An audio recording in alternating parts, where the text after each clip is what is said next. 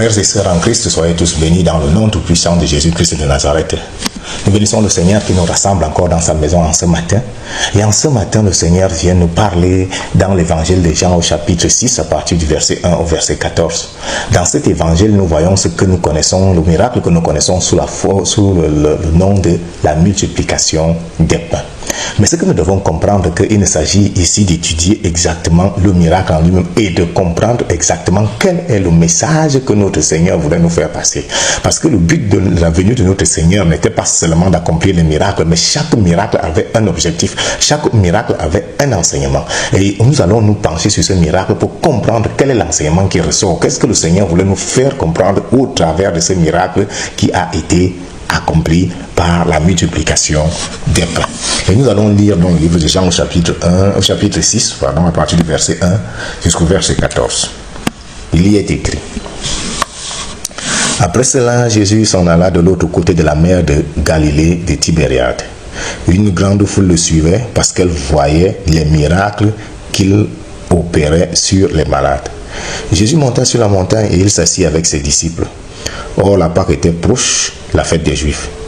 Ayant levé les yeux et voyant qu'une foule venait à lui, Jésus dit à Philippe: Où achèterons-nous les pains pour que ces gens aient à manger? Il disait cela pour l'éprouver car il savait ce qu'il allait faire. Philippe lui répondit: Les pains qu'on aurait pour 200 deniers ne suffiraient pas pour que chacun en reçût un peu.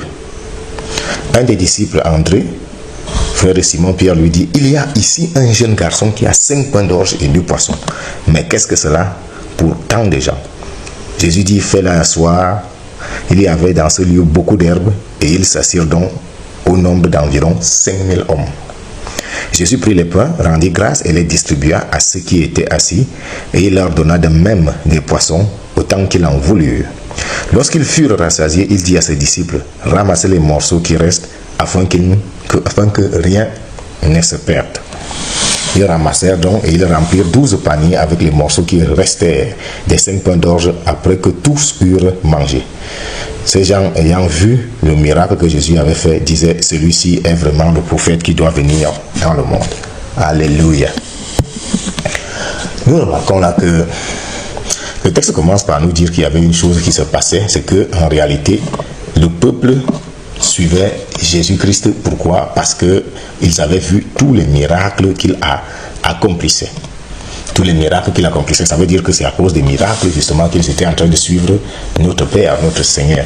Ils suivaient le Père à cause des miracles qu'il accomplissait. Et ici, dans le cas présent, le Seigneur va commencer par dire à un de ses disciples: Où trouverons-nous de l'argent pour nourrir toute cette foule? Et la parole de Dieu nous dit bien qu'en fait, il posait cette question pour l'éprouver, parce que lui, il savait ce qu'il allait faire. Pourquoi est-ce que le Seigneur se met à éprouver un de ses disciples? Parce qu'aujourd'hui, nous sommes tous des disciples du Seigneur. Nous tous qui sommes dans la maison de Dieu, nous sommes tous maintenant ses disciples. Maintenant, supposons que ce soit l'un d'entre nous.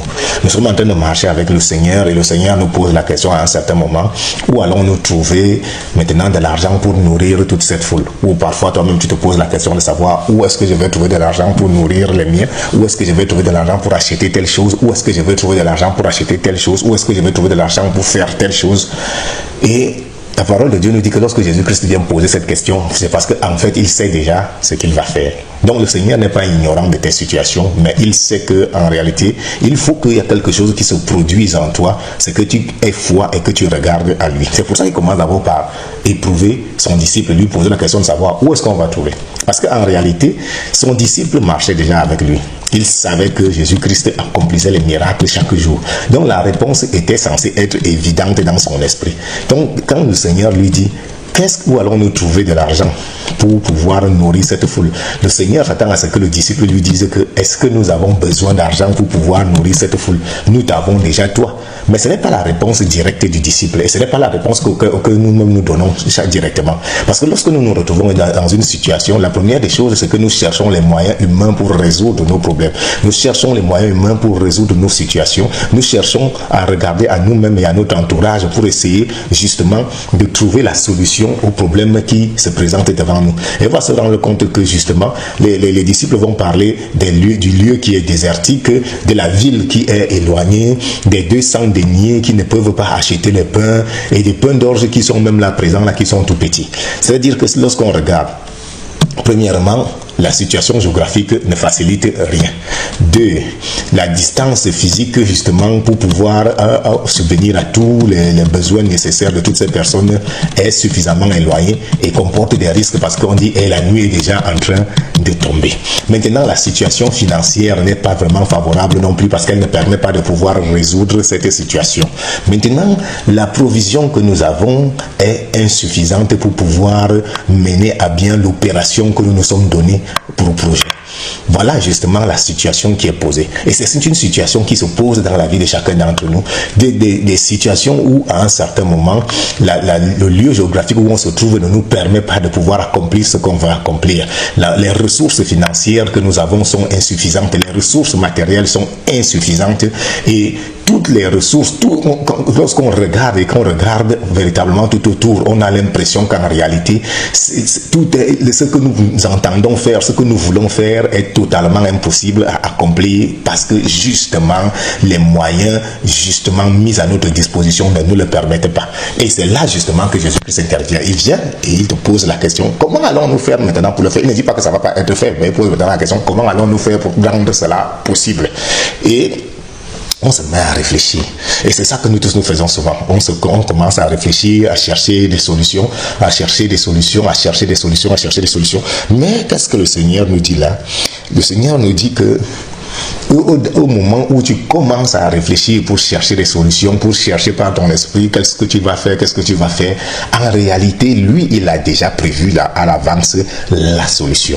Ça veut dire que quel que soit le lieu géographique où tu te trouves, quel que soit l'endroit où tu te trouves, quelle que soit la situation à laquelle tu es confronté, il y a toujours une solution que Jésus a préparée d'avance. Parce que la parole de Dieu nous dit qu'il a fait des projets d'avance pour que nous les pratiquions. Il a préparé les choses d'avance pour que nous les pratiquions. Ça veut dire que tout est déjà préparé à l'avance. C'est pour ça que le texte vient continuer en disant, lui, il savait ce qu'il allait faire. Il savait ce qu'il allait faire. Dans cette situation-ci, il y a quelque chose qui va se produire. Il y a quelque chose qui va se produire, c'est que lorsque justement le Seigneur va prendre maintenant les pains, on va prendre les pains du jeune garçon qui avait 5 pains et les 2 poissons. Bon, la parole de Dieu ne nous dit pas ici que ce garçon, on a acheté ses pains. Ça veut dire que ce jeune garçon qui avait 5 pains et 2 poissons a certainement dû offrir de manière volontaire ses pains et ses 2 poissons. Bien que lui-même il savait que son offrande qu'il était en train de faire était une offrande insuffisante pour pouvoir nourrir les 5000 personnes qui étaient assises. Cependant, il a quand même pris ces 5 pains et ces 2 poissons, il les a donnés. C'est pour dire aussi qu'en réalité, l'offrande que tu fais au Seigneur, quel que soit ce que tu apportes au Seigneur, ce ne sera jamais insuffisant, parce qu'en réalité, ce que le Seigneur regarde, ce n'est pas à la quantité que tu donnes, mais c'est plutôt à la manière de donner. La manière que tu donnes les choses au Seigneur, c'est ça qui importe beaucoup plus, parce qu'en réalité, les 5 pains et 2 poissons n'étaient pas vraiment grand chose pour 5000 hommes, mais cependant, ce jeune garçon a quand même pris la peine de les donner, de les offrir, parce que la Bible ne nous dit pas que les disciples sont allés acheter les pains vers ce jeune garçon. Ça veut dire qu'en réalité, il les a offerts de bon cœur. Le Seigneur nous montre là que bon, maintenant, il y a une offrande qui est faite de bon cœur. Et cette offrande qui est faite de bon cœur, qu'est-ce qui va se produire? Il va se produire quelque chose de merveilleux. Le Seigneur prend ces 5 pains et ces 2 poissons et les multiplie. Il les multiplie en abondance. Donc en réalité, qu'est-ce qui se produit là? Le Seigneur est en train de dire, en train de nous montrer qu'en réalité, il y a des volets et des volets justement de la foi qui sont en train de se présenter. Premier volet, c'est qu'en réalité, lorsque tu es dans une situation compliquée, lorsque tu es dans une situation critique, lorsque tu es dans une situation dans laquelle tu n'arrives pas à trouver de solution, en fait, la solution n'est pas encore venue parce que tu n'as pas encore tourné tes yeux vers le Seigneur, parce que tu n'as pas encore regardé vers le Seigneur, parce que tu ne regardes pas encore vers le Seigneur. Tant que tu cherches les moyens humains, tu regardes à la situation géographique, à la position dans laquelle tu te trouves, tu ne trouveras pas véritablement la solution, ou même encore la solution que tu vas trouver sera temporaire. Mais pour trouver une solution véritable à la situation que tu es en train de traverser, il faut que tu te lèves et que tu regardes à l'Éternel, à celui qui est assis sur la montagne, et à celui qui déjà toi-même tu sais qu'il a accompli, il y a des choses merveilleuses, il a déjà accompli des miracles dans ta vie, il a déjà accompli des miracles même dans la vie des frères et des sœurs que tu connais, tu as entendu des témoignages. Et même quelle que soit la situation, c'est vrai que cette situation-là était encore inconnue pour les personnes qui suivaient le Seigneur. C'était la première fois qu'ils vont se retrouver dans ce genre de situation. Et ce miracle-là, ils ne l'avaient pas encore connu. Ça va être la première fois qu'ils vont voir ce miracle. Mais le Seigneur te montre là qu'il y a des miracles que je n'ai pas encore accomplis. Ne pense pas que tous les miracles que je peux accomplir, ce n'est que ce que toi tu vois dans la Bible. Il y a des miracles qui ne sont pas dans la Bible, mais que je suis capable d'accomplir. Pourquoi? Parce que je suis le Dieu Tout-Puissant. Rien ne m'est impossible. Ça veut donc dire que ne limite pas ta situation, ne limite pas les choses, la provision divine seulement aux choses que tu as lues dans la Bible. Parce que la parole de Dieu nous dit que Jésus-Christ a fait des miracles, des choses même que toute la Bible ne peut pas relater. Parce que si on commençait à relater tout ce qu'il a fait, autant les Écritures, les livres ne suffiraient pas pour écrire tout ça. Ça veut dire qu'il y a des choses que le Seigneur a faites qu'on n'a même pas relatées dans la Bible. Dans ta situation, donc dans ton problème, quel que soit le lieu géographique ou la situation maintenant justement qui te trouble, comprends que il y a toujours une solution et la solution se trouve où elle se trouve en Jésus-Christ. Il suffit que tu te tournes vers lui, que tu regardes vers lui et que tu agisses avec foi, parce que la foi est essentielle. La foi est essentielle dans l'accomplissement de la provision divine. La foi à demander avec une certitude et une assurance que ce que nous on demande, on va le recevoir. Mais lorsque Jésus-Christ va maintenant venir accomplir le miracle, il y a une autre chose qu'il fait. C'est qu'il commence par rendre grâce. Le Seigneur nous enseigne là qu'en réalité, rendre grâce même avant d'avoir reçu est justement une manifestation de la foi. Lorsque quelque chose est devant toi, un obstacle, un problème, une situation, et que tu viens, tu poses ce problème, cette situation, tu présentes cet obstacle au Seigneur, la première des choses, quand tu as fini de faire cette chose, c'est de rendre grâce et de dire merci Seigneur, parce que je sais que tu es un Dieu bon, un Dieu grand, un Dieu merveilleux, et que au travers justement de toi, je sais que j'ai déjà reçu ce que j'ai demandé.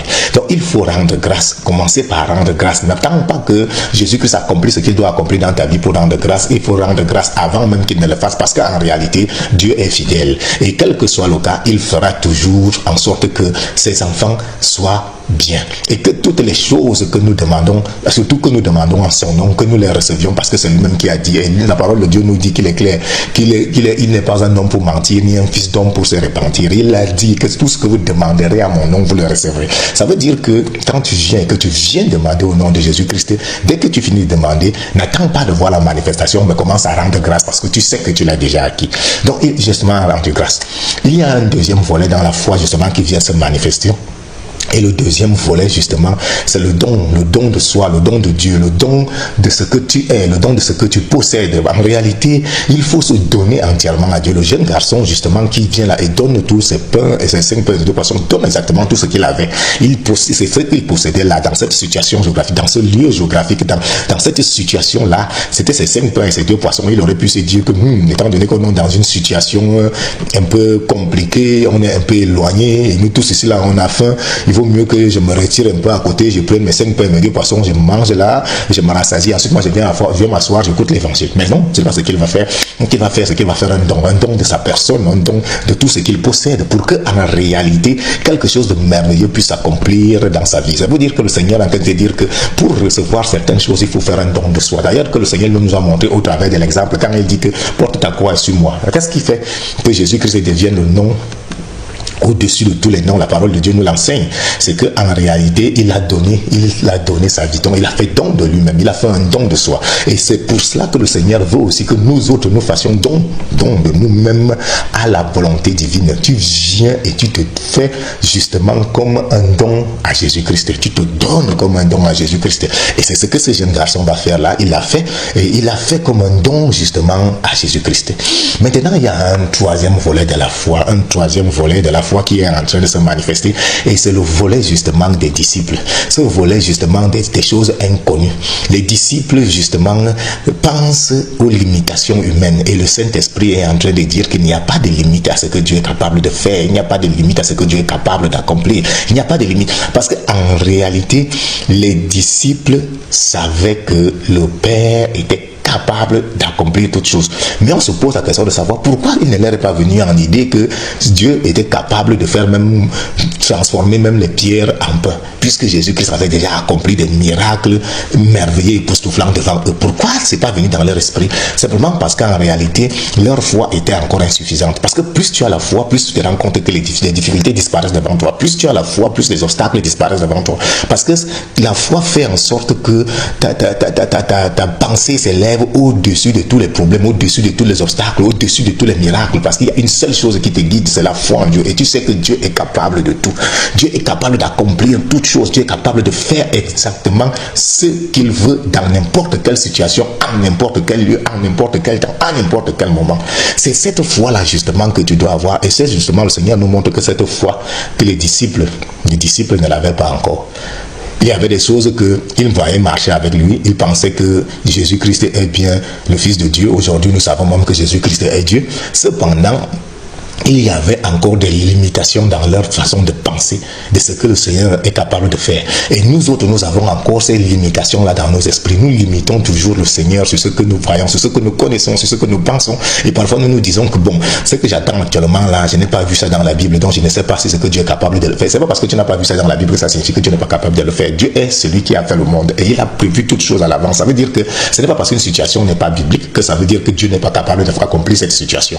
Donc, toutes les situations, toutes les choses, quel que soit ce que tu traverses, quel que soit ce que tu attends, quel que soit ce que tu espères, la première des choses que tu dois te dire, c'est que Dieu est capable de le faire. Dieu est capable de le faire. Et là, maintenant, il y a une chose qui va se produire. C'est que la multiplication des pains va être effective. Et lorsque la multiplication des pains est effective, on nous dit que premièrement, toutes les personnes vont manger à satiété. Ils seront tous rassasiés. Ça veut dire que lorsque la provision divine arrive dans ta vie, elle est toujours au-delà de tes attentes. Elle est toujours au-delà de tes attentes. Et comment cela se manifeste? Le Seigneur nous dit que après que les gens ont mangé, on a dit ramasser maintenant les restes. Et les restes, qu'on faisait exactement 12 paniers. Ça veut dire que les gens ont mangé, ils se sont rassasiés et il y a eu des restes. Ça veut dire qu'il y a eu un surplus dans ce qu'ils espéraient. Et le Seigneur est en train de te dire là que, quel que soit ce que tu attends, quand Dieu agit dans ta vie, il va toujours au-delà de tes attentes. Il va toujours au-delà de ce que tu espères. Il va toujours au-delà de la provision même que tu as demandé. Parfois que tu es là, tu as des situations et tu te dis, oh, comment est-ce que je vais faire avec telle chose?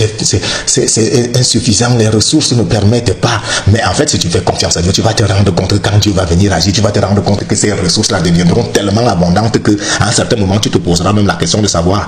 Parce qu'il y a des moments, il y a des choses que nous avons remarquées dans nos vies. Parfois, lorsqu'on est dans une situation critique, on prie le Seigneur. Et lorsque maintenant le Seigneur est dans cette situation, on commence à dire tellement le miracle ici est bon qu'on a déjà l'impression qu'on est déjà sur le point de mourir. C'est souvent notre façon de penser. C'est-à-dire qu'on va d'un extrême à l'autre. Mais le Seigneur te donne de comprendre qu'en réalité, sa provision dans ta vie sera toujours extrêmement abondante. Ses attentes, l'accomplissement de sa parole dans ta vie sera toujours au-delà de toutes tes attentes, au-delà de tout ce que tu espères, au-delà de tout ce que tu imagines. Parce que lui, il est Dieu. Et à chaque fois qu'il fait quelque chose, il ne le fait pas comme un homme le fait, il le fait comme Dieu le fait. Et Dieu, quand il fait les choses, il fait les choses bien, il fait les choses grandes, il fait les choses selon sa majesté. Et c'est la majesté divine qui conduit la vie de chaque chrétien. Lorsque tu as la foi en Dieu, quand Dieu décide de faire quelque chose dans ta vie, il le fait de la grande façon. Il l'a fait de manière glorieuse afin que toi-même tu n'oublies pas que oui, là, moi-même je certifie. Tel que la parole de Dieu nous le dit. Bien que les gars ont mangé, ils se sont rassasiés. Là, ils sont venus, ils ont dit que ouais, vraiment tu es le Fils de Dieu. Vraiment tu es le Fils de Dieu. C'est-à-dire que c'est pour ça que le miracle, quel est l'enseignement de ce miracle? Le miracle là n'était pas justement pour faire de l'exhibitionnisme, non. Ce miracle-là a été accompli pour que, toi-même tu comprennes que, premièrement, il n'y a pas une situation géographique, il n'y a pas un problème, il n'y a pas un lieu, il n'y a pas une distance qui empêche l'application de l'accomplissement de la parole de Dieu. Ça veut dire que la distance n'existe pas pour Dieu. Ça veut dire que tu peux être géographiquement au Cameroun et pouvoir agir dans la vie de quelqu'un qui se trouve aux États-Unis. Pourquoi? Parce qu'en réalité, Jésus-Christ n'a pas de limite physique, il n'a pas de limite spirituelle. Il n'y a pas de lieu géographique pour lui. Il est partout. Donc, la distance n'est pas une limite pour Dieu. La ressource, la petite ressource, la petite provision ne sont pas une limite pour Dieu. Tu ne dois pas limiter ce que tu es en train de faire parce que tu dis les ressources sont insuffisantes. Et tu dois justement prendre ces ressources-là et les multiplier d'une manière surnaturelle. C'est-à-dire que Dieu te donne la sagesse et l'intelligence de faire en sorte que même des ressources qui à la base paraissaient insuffisantes deviennent suffisantes. Pourquoi? Parce que tu as fait confiance en Dieu et parce que tu as mis ta foi en Dieu et tu commences à accomplir des choses merveilleuses, des choses prodigieuses avec toutes ces petites ressources-là. Et c'est ça qui fait la caractéristique de la manifestation de la puissance de Dieu. C'est qu'avec des petites choses, on arrive à accomplir des grandes choses. Et c'est ça que Dieu attend de chacun d'entre nous. C'est ça qu'il veut nous faire comprendre, chacun de ses disciples. C'est que quand il vient, il nous dit que ne méprisez jamais les faibles commencements. Parce que la gloire de la dernière maison sera plus grande que celle de la première. Ça veut dire que lorsque tu commences à faire quelque chose, ça peut paraître petit, ça peut paraître tout petit comme ça. Mais en réalité, si tu fais confiance à Dieu, Dieu agira au moment venu pour que ça devienne quelque chose de merveilleux, quelque chose de prodigieux, quelque chose à l'image de sa gloire et de sa puissance, quelque chose qui reflète la majesté de Dieu. Mais pour cela, il faut lui faire confiance, il faut continuer à avancer. Donc, ne te donne pas de limites à cause du manque de ressources, du manque de moyens, de la distance, de la situation géographique, du lieu dans lequel tu te retrouves. Pour cela, ne limite pas Dieu à ces choses. Dieu n'a pas de limite lorsqu'il agit. Dieu n'a pas de limite lorsqu'il agit. Dieu agit dans le temps, dans l'espace, comme il veut, quand il veut, et selon sa volonté, parce qu'il est le maître et le créateur de toutes ces choses. Le Seigneur nous enseigne au travers de ce miracle que nous tous qui sommes ses disciples, même quand on marche avec lui, bien que nous marchions avec lui, nous n'arrivons toujours pas à comprendre véritablement quelle est la puissance et la majesté dans laquelle il est assis. Nous n'arrivons toujours pas à comprendre exactement à quel point il est capable d'accomplir des choses prodigieuses pour nous si véritablement nous lui faisons confiance. Et il nous montre là qu'en réalité, ce n'est pas seulement à nous, ce n'est pas l'apanage seulement des gens de cette génération, mais que déjà même à l'époque, même ceux qui marchaient avec lui physiquement, avaient toujours des limitations dans leur pensée. Et donc nous devons être conscients du fait que à chaque fois qu'il y a une situation, nous avons des limitations dans notre pensée qui empêchent véritablement d'abord l'accomplissement de la promesse de Dieu, de la volonté de Dieu. Mais nous devons aller au-delà de ces limitations. Nous devons même les identifier et se rendre compte que c'est à cause de cette limitation-ci que ceci ne se passe pas. À cause de cette limitation, parce que nous limitons Dieu à certaines choses, à certains canevas, à certains schémas de la vie, les schémas qu'on a déjà tracés, les schémas qu'on connaît. Et on se dit que c'est par là que Dieu va toujours passer. Sauf que Dieu ne passe toujours pas par ces schémas-là. Dieu a ses propres schémas à lui. Quand il n'y a pas de schéma, il est capable d'en faire un. Parce que nous savons tous que Dieu crée des schémas là où il n'y en a pas. C'est pour ça qu'il est Dieu. Donc il ne faut jamais calquer la manifestation de la volonté de Dieu selon les schémas que toi tu as dans ta tête, selon les schémas que tu as dans ton esprit en te disant que habituellement ça se passe toujours comme ça. Non. Parce que si tu restes sur habituellement ça se passe toujours comme ça, peut-être Dieu ne le fera pas parce que lui, selon toi tu l'attends sur un chemin dans lequel lui n'est pas en train de passer. Et peut-être même qu'il est même en train de le faire, mais il le fait d'une autre manière et toi tu ne vois pas pourquoi, parce que toi tu l'attends sur un schéma que toi tu as calqué et que tu espères que c'est comme ça que ça va toujours se passer. Dieu a ses propres schémas et il les dessine chaque jour. Il a sa manière de faire chaque jour. Il a la manière d'agir chaque jour. Et ce n'est pas toujours de la même façon dans la vie de tout un chacun. La seule chose que nous devons faire, la seule chose que nous devons comprendre, c'est que quel que soit le cas, il agira. De quelle manière, on ne peut pas vraiment le déterminer, mais nous avons la certitude qu'il agira. Il agira. Et quand il aura agi, on sera dans la joie, dans l'allégresse. Nous reconnaissons sa grandeur, nous allons reconnaître sa puissance. Nous saurons qu'en réalité, il est Dieu. Parce que lorsque nous allons voir justement ce qu'il aura accompli, on saura qu'il n'y a que Dieu qui est capable de le faire. Il n'y a que Dieu qui est capable de le faire. Donc, au travers justement de la multiplication des peurs, il ne s'agissait pas simplement de remplir les estomacs des personnes, mais de leur faire comprendre que Dieu, la provision divine, est d'abord une provision abondante. C'est une provision surnaturelle et qu'elle ne suit aucunement les schémas humains. Elle ne suit pas la logique humaine, mais que cette provision divine arrive justement de manière surnaturelle et de manière imprévue, selon des schémas totalement illogiques, selon des schémas totalement incompréhensibles. Mais ce sont ces schémas-là qui sont les schémas de Dieu. Ce sont ces schémas qui sont ces schémas de Dieu. C'est pour ça que mon frère, ce matin, l'Esprit du Seigneur vient te dire que quel que soit le lieu géographique, quelle que soit la situation dans laquelle tu te trouves, quel que soit le lieu où tu te trouves, sache que la main de l'Éternel peut te trouver là, et elle peut transformer ta vie, elle peut transformer ta destinée, elle peut agir. Il n'y a pas un lieu spécifique en réalité dans lequel l'Esprit du Seigneur agit. Le Seigneur nous l'a dit, parce que quand il était justement avec la femme samaritaine, la femme samaritaine lui a dit un jour, que mais vous avez dit que c'est à Jérusalem qu'il faut maintenant, il faut toujours venir à adorait, alors que nos grands-pères adoraient sur cette montagne. Et Père lui a répondu en disant que vous vous dites que c'est Jérusalem, d'autres vous disent que c'est sur cette montagne, mais je vous dis en réalité, il arrive un véritable moment où les vrais adorateurs du Père l'adoreront en esprit et en vérité. Ça veut dire que pour que Dieu se manifeste dans ta vie, tu n'as pas besoin d'un lieu géographique, tu n'as pas besoin d'être à un endroit précis, tu n'as pas besoin d'être à un endroit précis pour que Dieu agisse dans ta vie. Il suffit que dans ton cœur, tu le reçoives et que tu sois certain que Jésus-Christ est avec toi dans toutes les situations, dans tous les moments, dans ta maison, quel que soit le lieu où tu te trouves. Et tu vas te rendre compte qu'il continuera à agir parce que c'est ta foi qui facilite l'action de Dieu dans ta vie. Et cette foi-là doit être constante, quel que soit le lieu, quelle que soit la situation, quelles que soient les ressources que tu as, tu dois être convaincu que Dieu est capable de faire et d'agir promptement et pleinement dans ta vie. Mon frère, ce matin, je bénis le Seigneur qui nous permet et qui nous donne cette force de comprendre que, en réalité, la provision divine est toujours disponible. La provision divine, elle va dans tous les domaines et dans tous les plans de la vie de chacun d'entre nous selon les besoins que nous avons. Le Seigneur est capable de combler tous nos besoins au-delà de toutes nos attentes, au-delà de tout ce que nous imaginons, au-delà de tout ce que nous espérons, au-delà de tout ce que nous demandons. Mais pour cela, nous ne devons pas limiter le Seigneur sur des schémas que nous connaissons. Nous devons laisser la liberté au Saint-Esprit d'agir et demander plutôt le discernement du Saint-Esprit afin que nous puissions voir justement là où le Seigneur a commencé à tracer le chemin pour que en réalité la manifestation de sa volonté soit accomplie dans nos vies. Nous bénissons le Seigneur et nous bénissons le Saint-Esprit qui nous a encore enseigné ce matin. Nous disons merci au Seigneur parce qu'il nous donne de comprendre que ces voies ne sont pas toujours les schémas que nous connaissons, mais que chaque jour il peut nous surprendre en créant un autre schéma. Mais quand ce chemin-là sera créé, nous serons tellement heureux, tellement bénis et tellement surpris que nous rendirons encore tous comme tous ces serviteurs. On s'est dit ce jour-là que oui, tu es vraiment le Fils de Dieu. Et nous, à notre époque, nous dirons oui, vraiment Jésus, tu es Dieu. Parce qu'il n'y a pas un autre comme toi. Quand je vois ce que tu as fait, quand je vois ce que tu as accompli, quand je vois la manière que tu l'as accompli, il n'y a que toi qui pouvais faire ça comme ça. Voilà ce que le Seigneur veut que nous comprenions. Voilà ce que le Seigneur veut que nous retenions de l'histoire de la multiplication des plats. C'est que par la main de Dieu, tout est possible. Aucune situation ne peut limiter l'action de Dieu. Aucune situation, aucune position géographique ne peut limiter l'action de Dieu. Les ressources, le manque de ressources ne peut pas limiter l'action de Dieu. Dieu agira toujours selon sa sainte volonté, à sa manière, et rien ne peut faire obstacle à l'accomplissement de la volonté de Dieu dans ta vie.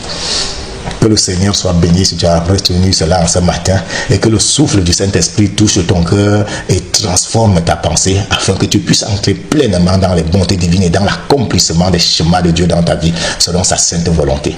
Que toute la gloire revienne à Jésus-Christ notre Seigneur et notre Père et au Saint-Esprit qui nous édifie et qui nous enseigne chaque jour. Béni soit le nom de Jésus-Christ et soyez bénis vous tous qui nous avez suivis. Que toute la gloire revienne à Jésus. Au nom de Jésus-Christ de Nazareth, nous avons parlé et nous avons prié. Amen.